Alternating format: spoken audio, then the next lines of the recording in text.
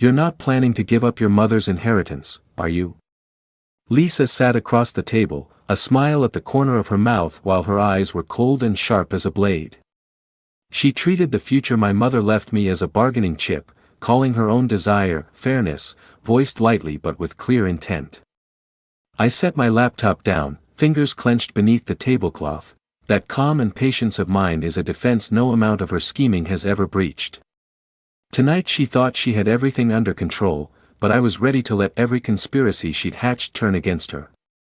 Lisa tapped her fingers on the table, keeping a deliberate rhythm meant to control the scene. Your mother's assets are part of the family, not meant for you alone. Are they? I leaned forward, eyes fixed on her. Did you know when my mother got sick and left this world? She gave everything for me, every penny was to secure my future. You're not here for fairness, you're here for control. My father's breathing quickened, he cleared his throat, trying to speak, but Lisa gave him no chance. Her tone sharpened, you can't always hide behind your mother. I have 3 children too, they deserve the protection their father prepared. My palms grew sweaty, but my gaze didn't waver. I stood up and pushed a book aside, moving closer to her. You'll never understand. It isn't about money. Those were my mother's promises to me, the only protection she could leave before she left. How can you stand here and say you have the right to reallocate that? Lisa's lips pressed into a thin line, anger and impatience flashed in her eyes. Who do you think you are? How dare you accuse me? I only want what's fair. I took a slow breath and tried to keep my voice steady. Fair. Fairness is what my mother taught me when she was alive. Fair isn't about taking away, it's about protecting. You have no right to touch her wishes. At that moment my father finally spoke, his voice low, we all need to calm down. Calm down? You expect me to calm down? Since you married, she has been calculating my future. She asked me how much, checked the trust's clauses, even went through my mother's legal documents. I looked at my father. Did you tell her? My father was silent, the room tightened. Lisa's eyes flickered, she hadn't expected me to know so much, but she quickly regained composure. This is about planning for the children's future. Nothing more. I shook my head, my voice cold. Don't lie. I know you've been researching for weeks. You're trying to use my mother as a tool in your hands. Lisa's lips trembled, anger flushed her face. You dare accuse me? Do you think you're some kind of moral champion? Not morality, I said slowly and clearly. You crossed my bottom line. My father watched both of us, his eyes full of helplessness. He knew he couldn't intervene in this confrontation. Under the dining light I watched Lisa's face, anger and composure interwoven, impossible to read. But I knew, tonight's clash was only the beginning. When my stepmother Lisa first appeared in our house as a child, she arrived with gifts and soft greetings, but beneath that tenderness was an unquestioning desire to exert control. The first time she showed interest in what my mother left was in the 3rd month after she and my father married. She rifled through bills and passbooks in the living room, even sneakily checked letters in my desk drawer. I sat on the sofa with clenched fists and said nothing. That was the first time I realized this home might not be the safe harbor my mother had envisioned while alive. School wasn't any friendlier. Because my stepmother frequently invited my father's friends and colleagues over for gatherings, I became a freeloader, or an outsider, in the eyes of others. Once, one of her friends loudly remarked at the dinner table, "This kid, what security does he have? His mother left early." I flushed with shame and had no way to argue. Even teachers advised me, learn to be independent, don't always rely on home. But independence meant confronting her control and ridicule. Every humiliation, every deprivation of security, quietly accumulated inside me. I remember my mother used to tuck letters under my pillow before she died, telling me, "Don't let anyone take away your future." I was still small then, but each letter was like a seed planted in my heart. At a senior year end-of-term party, Lisa came again with her children and flipped through my report cards, saying, "Look, he's not even in the top 3. How long will your mom's money last you?" In that moment I realized she wanted not only to control material things but my self-worth. My friends laughed, I bit my tongue and remained silent. I told myself then, these humiliations won't crush me forever. I began to train myself both at school and at home. In class I seized every chance to improve: math contests, physics experiments, programming competitions. Each award I won I didn't flaunt, I kept notes inside. I will prove I'm not a child anyone can bully. The home restrictions and surveillance tightened. In the kitchen she scolded me, "You keep prying into documents. Do you even understand how trusts work? You think you're so smart." As I sorted books I mentally plotted. She thought she was teaching me, actually each restriction trained me in patience, observation, strategy, and composure. My father never truly stood up for me. He yielded under her pressure. "We can consider it, but it has to be fair." Each time his fairness meant my compromise and concession. I learned to be silent and to hide real emotions. Gradually I could calmly analyze her behavior: when she was most likely to lose her temper, when she would slip up. I learned to gather information quietly and build my defense without sound. In 10th grade I discovered she had begun searching legal clauses about inheritance on the computer, how to redistribute trust funds in blended families. I quietly photographed her screen and stored the files on a hidden hard drive. At that moment I understood, my ability to retaliate wouldn't be emotional alone but strategic, backed by information and evidence. At a family gathering she said to my father and me, "You must understand, the adult world isn't as simple as you think." I gritted my teeth and said nothing, but my phone was ready to record every query and plan she made. I began to prepare both defense and revenge. I knew what she cared about most wasn't law but her image in front of others. She wanted to show authority through control of money. My plan was simple: avoid direct confrontation, calmly collect evidence, control information, and gradually expose her intentions so she would end up disgraced. At school I also learned psychological tactics. When bullied, I no longer fought blindly. I documented, analyzed, and struck back at the right time. Once, a classmate tried to take credit for my project. I calmly kept all records and later exposed the truth in front of the class, leaving that student embarrassed. Those calm responses made me realize I had the skill and patience to make oppressors face the consequences. Tension at home thickened. At dinner Lisa always tried to control conversation. "We need to discuss future planning to ensure every child gets their fair share."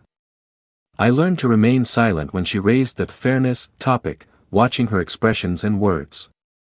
Each insistence of hers added a thread to my plan. I also reached out to my maternal grandparents without letting my father or stepmother know, quietly confirming the trust and legal clauses my mother left. Every call, every email was careful. The real power is not immediate confrontation but waiting for the right moment to make movements irreversible. When Lisa taunted at the table again, "You think you can keep hiding your thoughts?" I gave a small smile, put my laptop down, knowing I already had a plan. Hiding? No. I've never hidden, just waited for the right time. I said softly. Then I realized I was no longer the child who had been humiliated and oppressed. My gaze was steady and calm. I was ready to make every past coercion and insult receive a direct, indisputable response. That night, the dining room light was warm yet glaringly bright. As usual, Lisa sat opposite my father with a laptop and a stack of printed sheets, scanning the children at the table. Her tone remained composed and confident. "Tonight we'll discuss college funds to make sure all children are treated fairly." I sat in a corner, my eyes never leaving her. In my hand were months' worth of evidence, screenshots from her computer, the searches she made, recordings of phone calls with her sister. Each piece could be used in court or exposed at a family meeting to reveal her true intent. Fair. The fairness you talk about is taking away what my mother left me. My voice was calm, yet carried unwavering force. That money isn't for your children, nor is it to display authority. It was my mother's promise to me. Lisa's brows knit, her fingers tapped the table and her face reddened. You don't understand. We have a responsibility to make sure each child gets their share of the father's resources. I smiled faintly and projected my phone's screen onto the central dining display. The screen showed her browsing history and search terms: how to redivide a trust, how to get minors to relinquish inheritance rights, legal plans for reassigning assets in blended families. She froze, the notebook in her hands trembled. What are you plotting? This is private research. Her voice rose a pitch, clearly shaken by being exposed. Private research? You're plotting to interfere with what my mother left for me. Yes, I have evidence. I pressed play on a recording of her phone conversation with her sister discussing how to reassign trust funds. Every step you took was documented. Now everyone can hear your real intent. My father's face drained. He hadn't expected such a direct exposure. Lisa inhaled sharply. You can't do this. I'm doing this for the children. You're twisting my meaning. I stood and moved closer to her. Twisting? I'm just presenting the facts. The fact is you wanted to use fairness as an excuse to strip away my mother's promise. Her hands trembled, the notebook slipped under the table, and her expression twisted further. You're threatening me. You think you can control me, she stammered. I'm not threatening. My tone was steady but oppressive. These are consequences you need to face. I placed copies of my mother's will and trust documents on the table where my father and the children could see.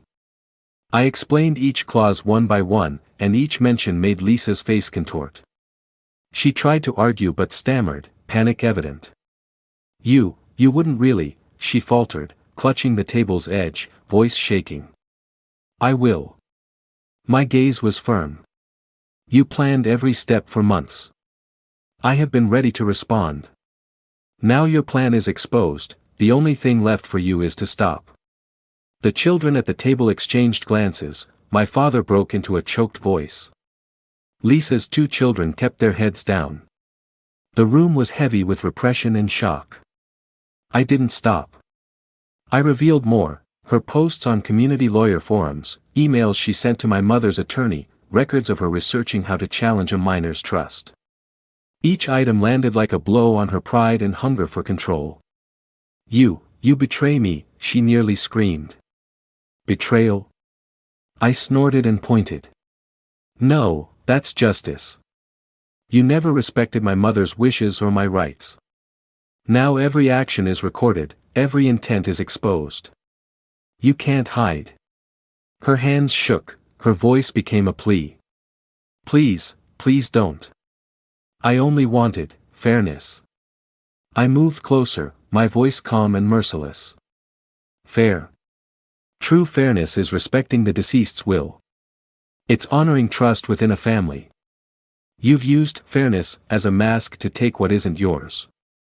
Now I'll make you face the consequences of manipulating others. She collapsed, papers scattering on the floor. She wrapped her hands around her head and sobbed silently. Her sister looked stunned, the paperwork rendered useless. My father whispered, Lisa, stop. I turned to him and the children, my tone softened. What my mother left wasn't to be measured against others' claims, it was to guarantee my future. Now she knows, no one can change that. Lisa choked out words, trembling to stand. You'll regret this, you'll never. I shook my head slightly. No. You will remember that you tried to control me and failed. Your fear now is the consequence you deserve. She retreated to a corner, arms folded, gasping. Her impotent rage was laid bare, her authority and control had been shattered. My father approached but she backed away, touching nothing. Her sister quietly gathered the papers, pale-faced. The children looked around uncertainly, and I said softly, this isn't humiliation, it's a lesson. Everyone should understand honesty and respect are the foundations of any family. That night, under the kitchen light, only my father, me, and the children remained. Lisa curled up at the other end of the table, unable to threaten anyone any longer. Her face was full of fear and trembling, as if every bone in her body announced that her former control had utterly failed. I sat back down and patted the trust documents on the table. What my mother left is a future and trust. Anyone who tries to change that will have to face the facts. The room stayed silent for a long time, only the wind moved the curtains and the children's breathing gradually steadied. Lisa bowed her head and clasped her knees, finally sobbing, I understand. I shouldn't have. I said nothing more. A calm, powerful revenge needs no extra words. The facts had destroyed her plans. Her impotent rage, her pleas, her trembling, these were the direct results of my years of endurance and preparation. My father gently squeezed my shoulder, tears in his eyes. You did well. You protected what she left for you. I nodded slightly and looked out into the deep night. My mother's promise was kept, the humiliations of the past had received their due response. I had completed my transformation from oppressed child to someone who controlled her own destiny. That evening the family regained a fragile peace, but everyone knew, anyone who tried to change another's future with power and control would eventually face their own powerless fear.